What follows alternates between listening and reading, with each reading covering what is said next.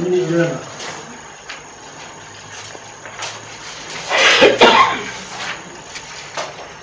Alors, donc, les pouvoirs qui sont en ma possession. Donc, Madame Dio à Christian Ballard, Louis Tricot à Didier Le Diagon, Evelyne Gardet à Henri Duval, Anne Sheradam à Daniel Leport, Didier Bigon à moi-même, Sylvana Bigot à Sylvie Plateau,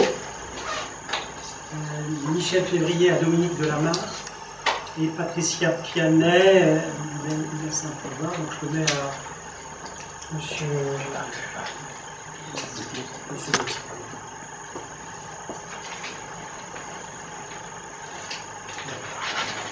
On est 15 présents, donc on a le quorum et Madame Kiefer va arriver.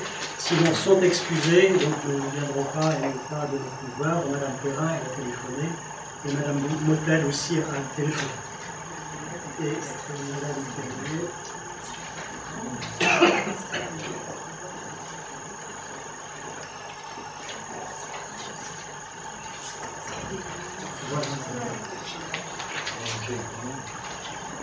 Alors, les décisions depuis le dernier conseil municipal. D'abord, le compte rendu du conseil municipal précédent. Est-ce que vous avez des observations? Pas d'observation? Donc, pas de vote contre, pas d'abstention. Donc, je le considère comme adopté à l'unanimité. Bonsoir. Bonsoir. Excusez-moi.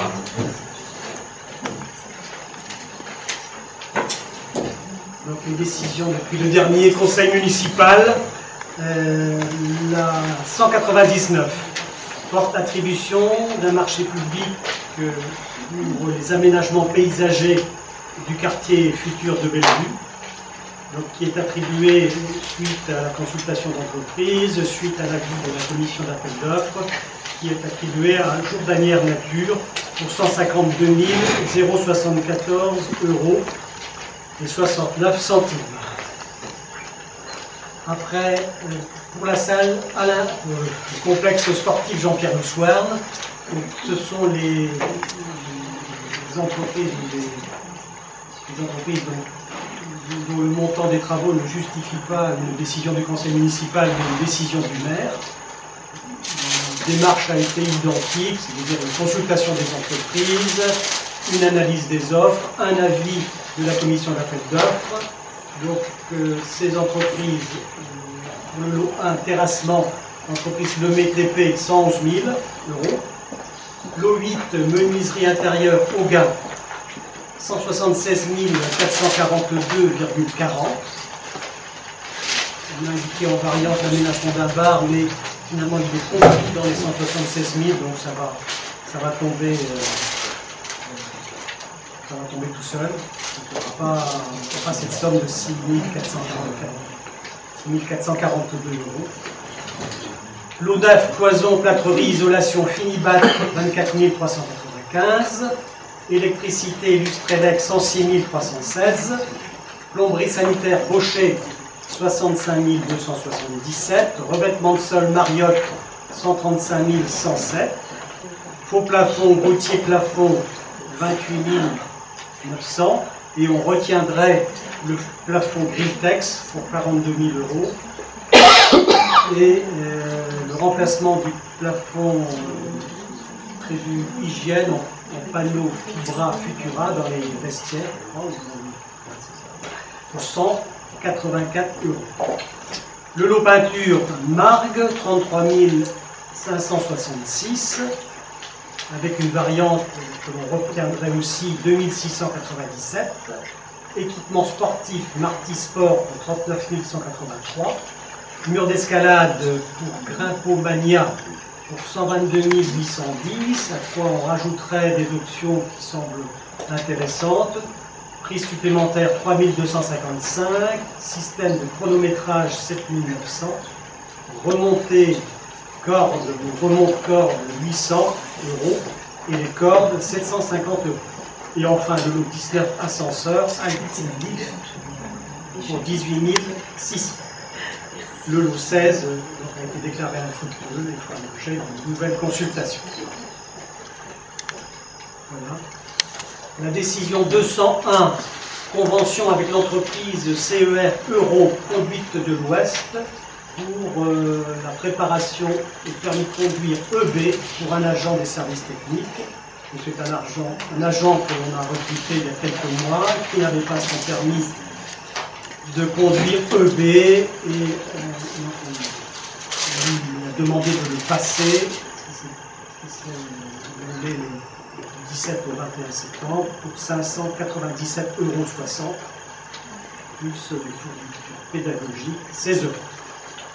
La 202, une convention avec l'entreprise FACEM Formation pour la formation autorisation de conduite et des auxiliaires de chargement de véhicules. Alors il s'agit aussi de plusieurs agents, je crois, non? C'est un agent, donc c'est très bien, d'accord. Donc, il est passé une convention avec l'entreprise que je viens de rappeler pour la formation autorisation de conduite, groupe auxiliaire de chargement de véhicules, 211,28 €. Une déclaration de non-préemption, c'est un terrain qui se situe à Provotais, rue des Rochettes, cadastré YN 165. Vous êtes sûr que c'est 165 mètres carrés? Oui. Oui, je trouve qu'il est petit. Oui, je pense que c'est une erreur. Bon, c'est un terrain qui a été découpé en deux. Je pense que c'est 400 ou 500 mètres carrés. Je ne pense pas que ce soit 165. 565, je pense. Peut-être. C'est loin qui est pour vous. Bon, on rectifiera. Bon, c'est un... 525. T'es sûr que c'est 565? C'est celui que je vois, oui. Oui, c'est celui que tu vois. C'est le terrain de Madame Juliette. Ouais. Oui. Donc j'y étais dedans tout à l'heure, c'est pour ça que je sais la superficie. Ah bon, ce serait 565. Donc la commune ne fait pas jouer, la commission d'urbanisme a proposé que la commune ne fasse pas jouer son droit de préemption. Et puis enfin la décision 209 qui porte l'attribution d'un marché de fourniture de papier pour l'offset de la mairie avec l'entreprise INAPA. Donc il est passé un marché public à bon de commande avec l'entreprise INAPA de Corbeil-Essonnes pour la fourniture de papier pour l'offset de la mairie pour une durée de 1 an à compter de la notification du marché, renouvelable par tacite reconduction express sans que la durée maximale ne puisse excéder 4 ans. Ah, d'accord. Le tacite est en trop.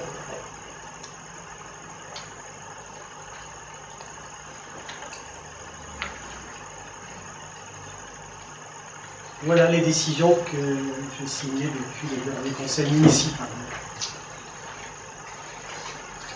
Le point 1, la télétransmission des actes au contrôle de légalité. Je vous le dis, il est très court. On a déjà une convention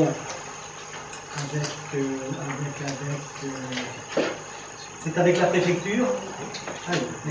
On a déjà une convention avec la préfecture pour transmettre les actes de contrôle de légalité. Et là, on demande d'autoriser le maire à signer un avenant numéro 1 à cette convention pour la transmission, la télétransmission des actes de contrôle, des actes budgétaires. Ce dont on vous a parlé tout à l'heure, la dernière fois, comment ça s'appelle? Dématérialisation des actes budgétaires. Pas de contre, pas d'abstention, c'est adopté à l'unanimité.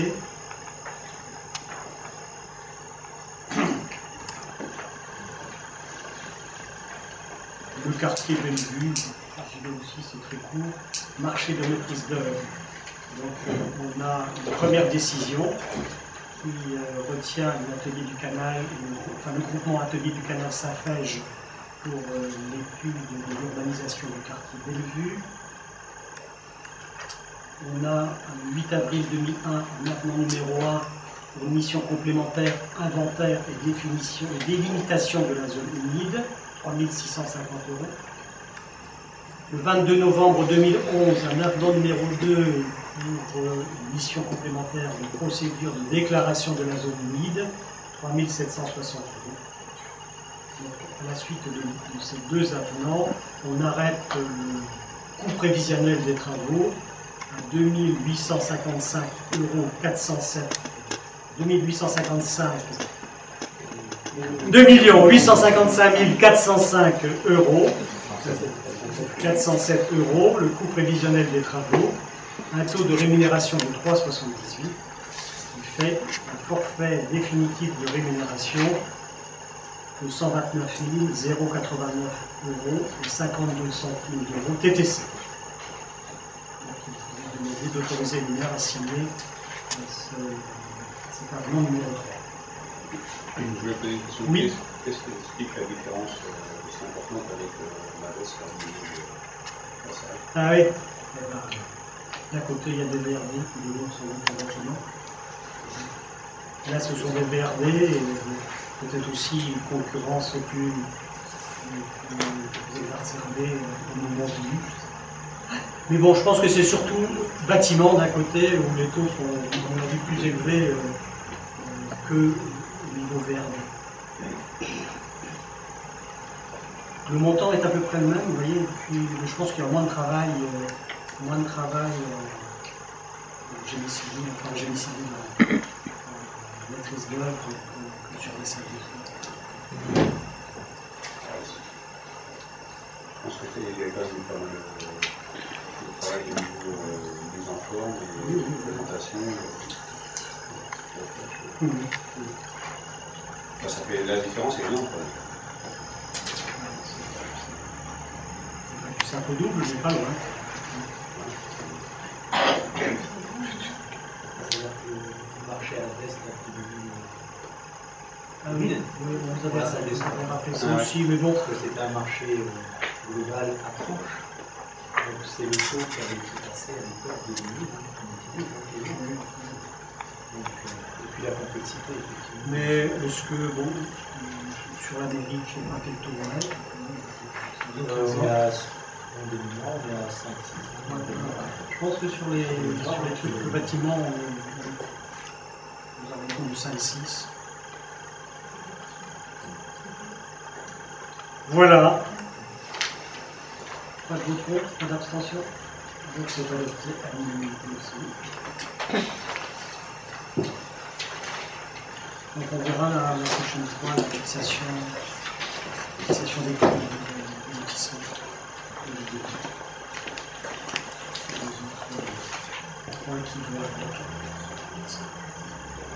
Rue Curba, on a un appartement qui s'est libéré, qui était occupé par Madame Hams, un appartement F3 au rez-de-chaussée.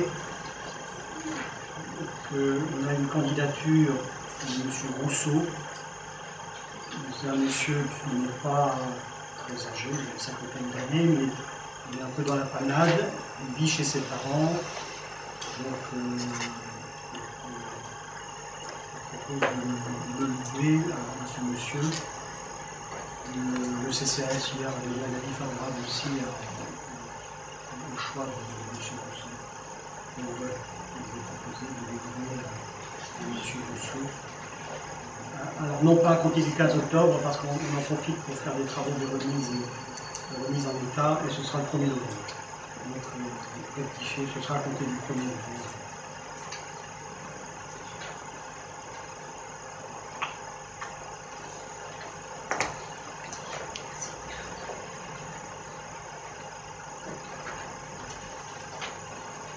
Pas d'observation, pas de vote contre, pas d'abstention.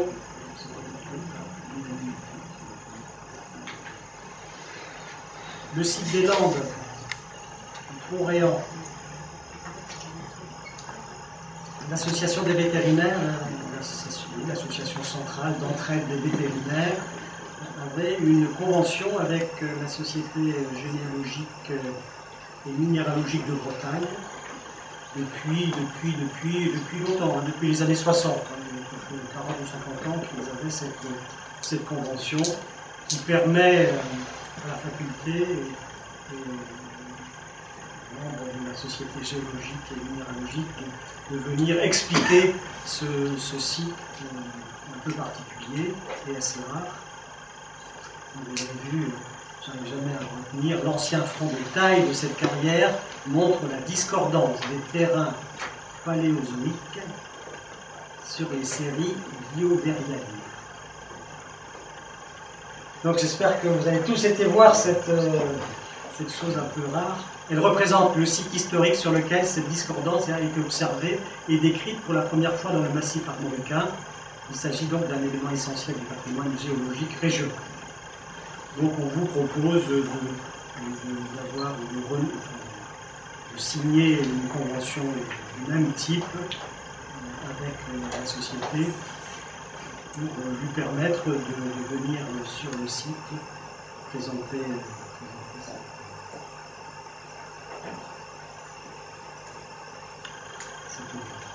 Alors, il y avait beaucoup de gens des universités, mais maintenant il paraît que les crédits de déplacement à l'université sont diminués, c'est ce qu'ils nous ont dit dans la société géologique, et que donc il y a moins d'étudiants qui viennent. Le lycée, puisqu'on a été contacté aujourd'hui par le lycée Anita Conti de Bruges. Comment ils font pour stationner? Ils vont s'arrêter sur le bord de la route, ou bien ils vont demander à Roger André de pouvoir stationner sur l'accès. Bon, s'il y a deux personnes, vous pouvez citer.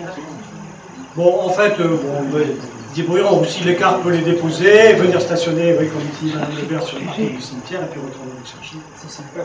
Mais peut-être qu'un jour, effectivement, il faudra qu'on aménage un accès indépendant. Parce que là, on rentre par l'accès de Roger.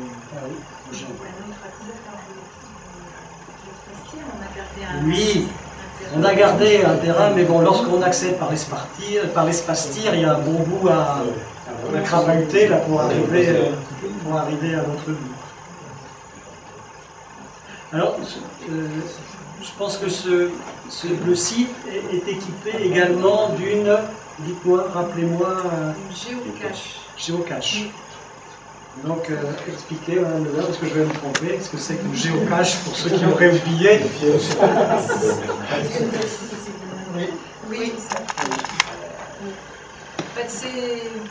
Bon, moi, je ne suis pas très férue là-dedans, mais bon, c'est utiliser en fait son portable pour repérer ces caches qui sont en fait numériques, enfin bon, et qui sont à des endroits particuliers où il y a un intérêt géologique ou patrimonial. Donc ceux qui aiment ce genre de choses, ils circulent avec ça puisqu'il y a toutes les données. Localisation. Les GPS, enfin les données GPS, voilà. C'est comme des GPS en fait, et ils circulent. Ça fait un peu jeu de piste, oui, mais bon, c'est. Et je pense qu'en même temps, alors moi je n'ai pas été voir ça, en même temps vous devez avoir aussi la description du site sur votre. Personne ne se sert de ça pour les week-ends. Et on aurait le même aussi à l'église de Pont-Réan. Il y a aussi un géocache à l'église de Pont-Réan. Oui. Bon voilà. Est-ce que vous autorisez le maire à signer cette convention? Pas C'est une convention de déménager ou une date de. Bon, je pense que. Ouais, mais tant qu'on la dénonce pas. Je pense que c'est ce qu'on a mis là. Cette dénonciation par la partie la plus. Non, une durée de 5 ans et après elle est renouvelable par tacite reconduction et chacune des parties peut résilier avec un préavis de 6 mois.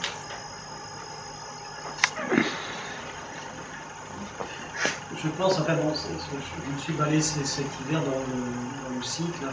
Cet hiver avec le service des agents communaux, il va falloir qu'on essaie de nettoyer tout ça, de rendre plus accessible le site qui aujourd'hui est un peu sportif. On peut y accéder.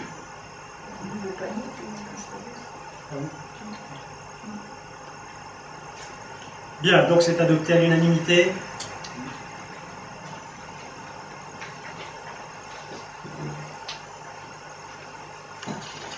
convention avec l'UFCV, dans la commission des finances. Peut-être que la commission jeune a aussi vu ce point. On l'avait vu ensemble, vous savez, lorsqu'on a adopté la DSP. Donc, il est prévu dans cette DSP que 6 agents titulaires de la commune soient mis à disposition du UFCV pour des temps bien précis et des activités bien précises. Donc cette mise à disposition qui concerne les 6 agents nécessite la passation d'une convention avec l'UFCV,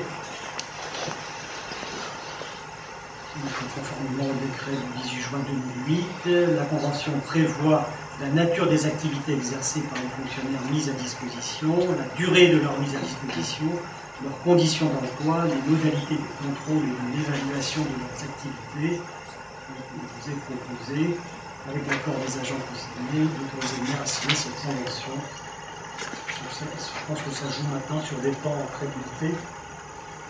Je n'ai pas les heures de mon tête. On avait fait en sorte de séparer autant que faire se peut les agents.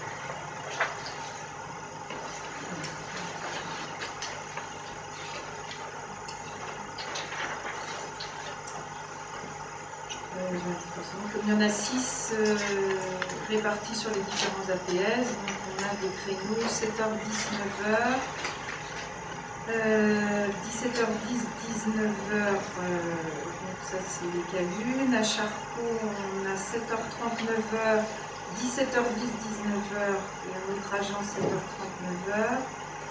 Marcel Greff, 17h10, 18h45, et un autre agent, 7h, 9h, 17h, 19h, et l'accueil de loisirs, 14h, 19h.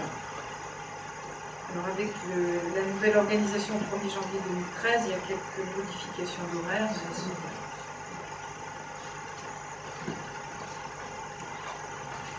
Pas de compte, pas d'abstention, donc c'est adopté à l'unanimité. Je te laisse la main. Oui, donc décision modificative numéro 2 pour le budget préventif 2012. Donc, je vous ai rappelé que l'évaluation des dépenses et des recettes à effectuer d'ici la fin de l'année en investissement nécessite quelques ajustements de crédits inscrits au budget préventif 2012 de la commune. Dans l'annexe 1 qui vous est joint, donc, vous avez la dernière colonne qui propose de découvrir les décisions qui sont portées en page 3 notamment. Donc pour les virements à la section d'investissement, 90 698 €. Donc ça c'est suite à la mise à jour de l'actif entre la commune et le trésor public. Il convient de compléter les dotations aux amortissements de ce montant-là, donc 90 698 €. Loïc, vous pouvez rappeler la genèse des 90 698 €? Donc en fait c'est la mise à jour de notre actif avec le trésor public qui a révélé en fait des études d'avant 2003 qui n'avaient pas été encore amorties par la collectivité. Donc pour se mettre en phase avec la trésorerie, on doit les amortir sur 5 années. Et puis il y a également les dernières opérations d'effacement de réseau que vous avez effectuées et qui nécessitent donc l'amortissement sur 5 ans également. C'est le cas du boulevard Victor Aiguet, de rue du Général Leclerc. Parce qu'en fait, c'est un article comptable que notre logiciel ne nous permettait pas d'amortir pour le moment. Donc maintenant, on peut le faire, donc on rattrape un petit peu le retard. Et donc, ça nécessite des dotations d'amortissement supplémentaires de 90 600 € sur 5 ans. Donc, c'est une dépense de fonctionnement et vous allez retrouver cette somme-là en recette d'investissement. Mais parallèlement, il faut donc modifier les virements à la section d'investissement. Donc en dépenses de fonctionnement, on enlève les 90 698 en virement à la section d'investissement. Et tout à l'heure, en recette d'investissement, vous verrez qu'on fera un moins 90 000 également pour compenser. Donc, pour la section de fonctionnement, c'est la seule décision modificative. En revanche, en section d'investissement, il y a un certain nombre d'éléments. Donc, section d'investissement à partir de la page 5, en page 6 notamment. Donc, on retrouve ce que Loïc vient d'évoquer. Donc, les conséquences de la mise à jour de l'actif de la commune a été 90 698 euros. Les 200 000 correspondent à la participation pour voirie et réseau payée par le quartier de Bellevue. Alors, donc en fait, le quartier Bellevue va payer plus que 200 000 euros de TVA, compte tenu du budget primitif qu'on avait sur cette ligne-là. On a ajusté à peu près. Le lotissement va payer 295 000 euros de TVA, qui vont venir financer les travaux que vous verrez un petit peu plus loin dans le. Ensuite, on a l'augmentation des amortissements donc, suite à la mise à jour de l'actif. Donc c'est les 40 573, 9 314 et 40 811 euros. Tout en bas de tableau, donc sur les acquisitions de matériel immobilier scolaire, la suppression de crédits restants. En page 7, donc également, poursuite, donc pour un montant global de suppression de crédits restants, donc pour moins 3 230 euros, donc vous avez le détail. Pour le matériel immobilier administratif également, une suppression de crédit pour 500 euros. Et en tout bas de page, pour l'aménagement des agglomérations, là, les moins 15 000 euros qui correspondent à la suppression des crédits liés à l'aménagement de la rue de la République et la création d'une opération individualisée. C'est l'opération 344. Ça vous permettra d'avoir une vue plus précise du coût d'aménagement de la rue. Si c'est noyé dans l'aménagement des agglos, vous n'allez pas vraiment savoir combien vous aura coûté l'aménagement de la rue de la République en créant une opération, vous saurez effectivement. En page 8, on a donc 4 600 euros là, de remise en service des cloches de Quichin et Pont-Réan. Et en tout bas de page, pour la salle des sports, notamment, pareil, un ajustement des crédits par ligne budgétaire. Donc, avec un certain nombre d'additions et de soustractions.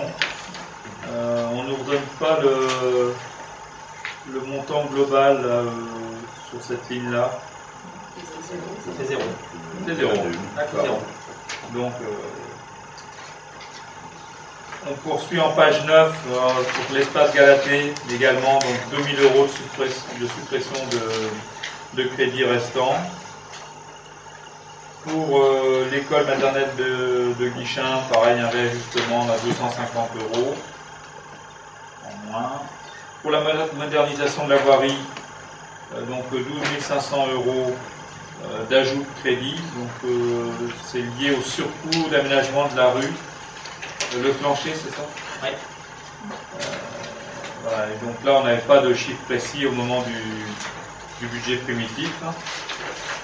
En page 10, on a donc également pour les matériels immobiliers d'imprimerie PAO des ajustements de crédit donc, qui s'annulent, 390 euros en plus et en moins. Pour les écoles primaires, 650 euros d'ajout de crédit, pareil, les mêmes causes produisent les mêmes effets, on n'avait pas de chiffrage précis au moment du BP. Pour le terrain de football, donc l'ajustement de crédit également en somme nulle. Pour les animations jeunes, idem, donc hauteur de 300 euros.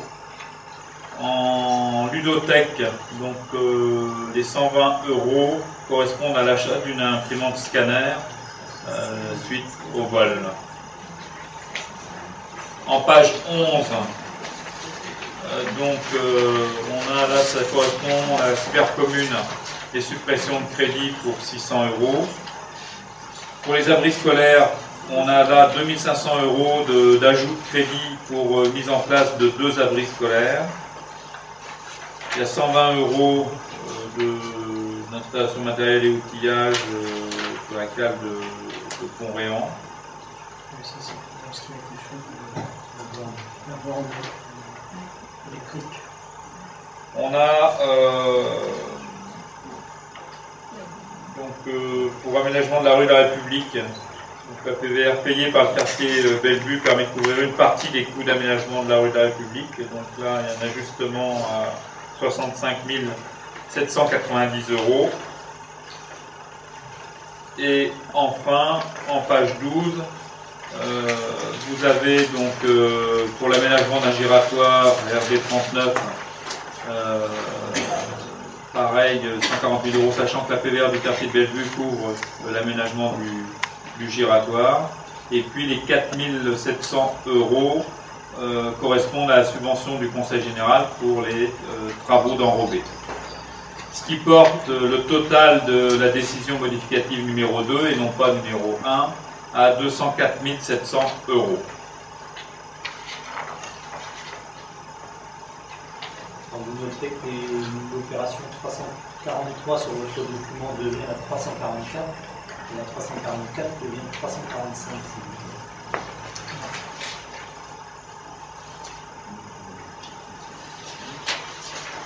Ça nous fait 2 feuilles là.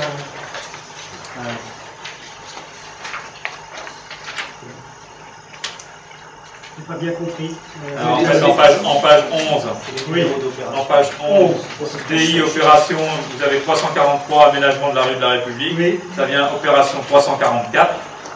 Et en dernière page, page 12, aménagement d'un giratoire qui était à l'origine de l'opération 344 devient naturellement la 345. C'est valable en dépenses et en recettes pour le giratoire en question, 345. La 343 existait déjà sous une autre appellation, on ne peut pas la réutiliser. Oui, voilà.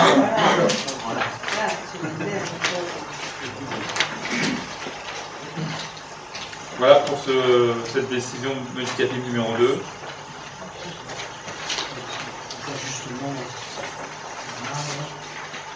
est-ce que je peux mettre au vote ce point? Est-ce qu'il y a des votes contre? Est-ce qu'il y a des abstentions? Donc c'est adopté à l'unanimité. Le point suivant. C'est pareil, c'est une décision modificative pour le budget assainissement. Excusez-nous, Ah vous bon? êtes allé un peu vite. Ah bon, mais pourtant je vous ai On regardé s'abstient. longuement. Alors, On regardait dans le détail, voilà. d'accord. Nous nous Donc abstenons. vous vous abstenez Oui. et donc il y a 3 abstentions.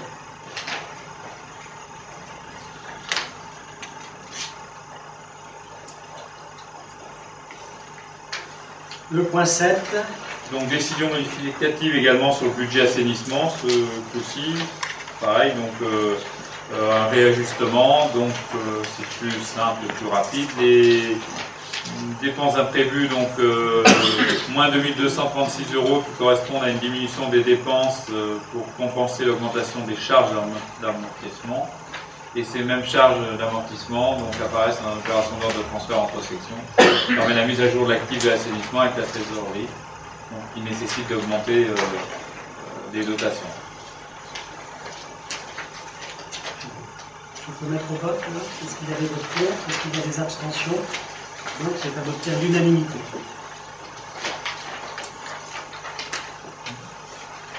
Le point suivant.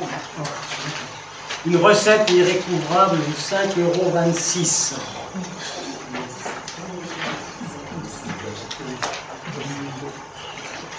Pas de vote contre, pas d'abstention. Donc c'est adopté à l'unanimité.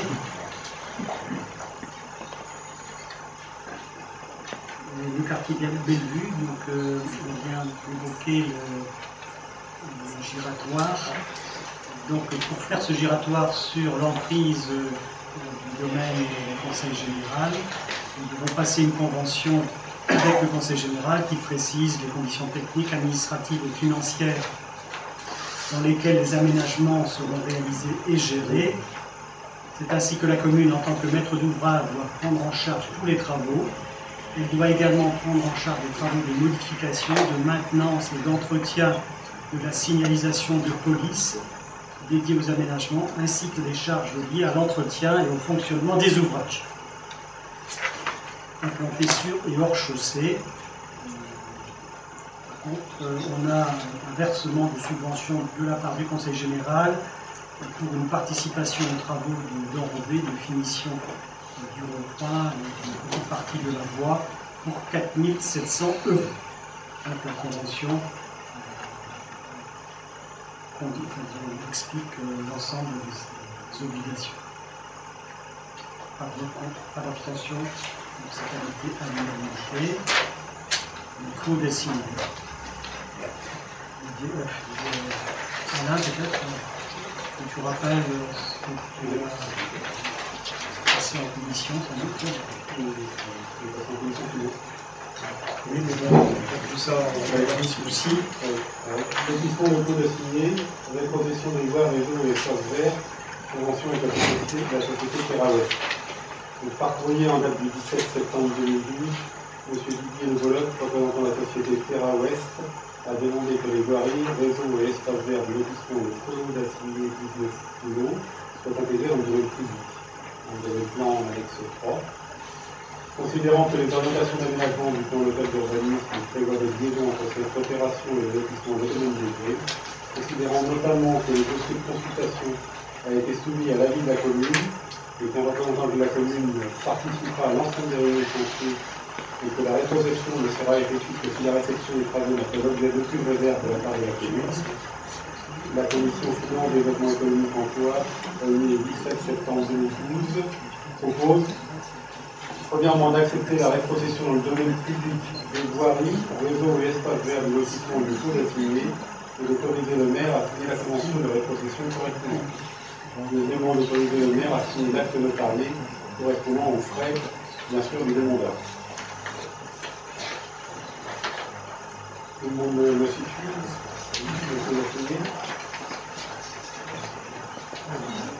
Ça a été un peu compliqué à monter cette opération.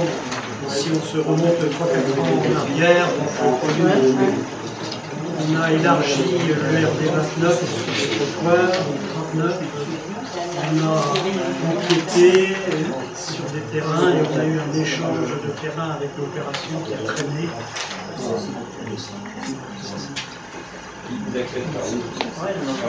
Alors, ils auront 2 accès, vous voyez, rue Marjolaine et rue Safran. Voilà.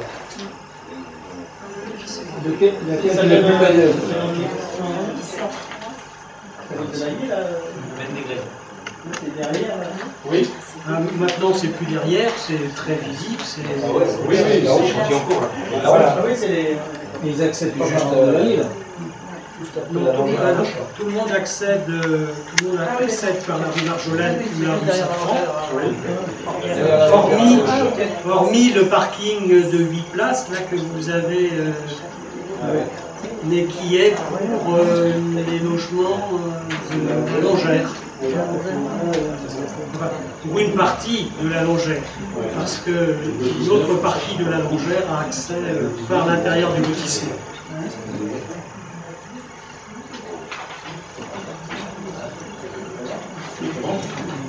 Donc on a reçu 10-12 demandes de non-préemption sur ces terrains. Donc il doit y avoir 10-12 lots de réservés sur les 19. Sur les 19 lots.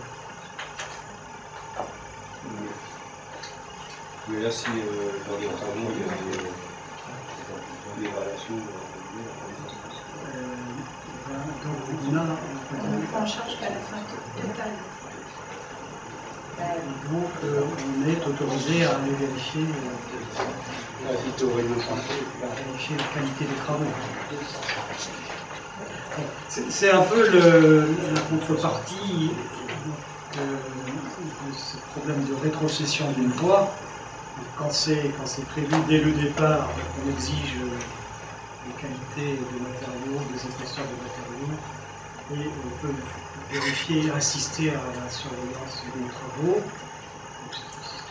Logiquement, on ne doit pas poser de problème à la fin, c'est tout à fait correctement. Les lotisseurs qui ne prennent pas cette démarche c'est vrai que pendant 1 an, 2 ans, 3 ans, 4 ans, la voirie reste privée. On sait bien que quelques années après, sous la pression des gens qui ont acheté le bâti dans le lotissement, la commune est sollicitée à la reprise des voiries sur lesquelles on n'a pas eu l'occasion d'exiger une qualité. On veut le faire de cette manière-là, c'est beaucoup plus sérieux et responsable, parce qu'on va suivre l'ensemble des travaux, on va les réceptionner à la fin et on va vérifier qu'ils sont conformes et de qualité. Les travaux sont pas. L'ensemble de la première phase, oui. C'est-à-dire l'ensemble des réseaux et puis la première couche d'empirement. Voilà. En entrant en possession, en fait, on les réceptionne uniquement quand tout est terminé. On va aller définitive, les travaux définitifs, etc. Tant que c'est pas définitif, les réflexions éventuelles, c'est à la charge de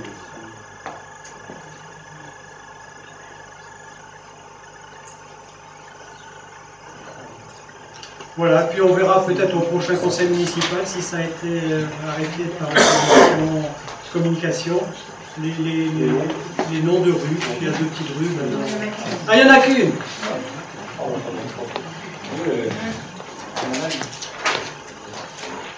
Et le nom du code assigné, c'était le nom de la parcelle, Oui, c'est le nom de lotissement, mais si on connaît suffisamment tôt le nom des rues, le numéro des rues, les acquéreurs bâtissent tout de suite leur parcelle de l'adresse définitive.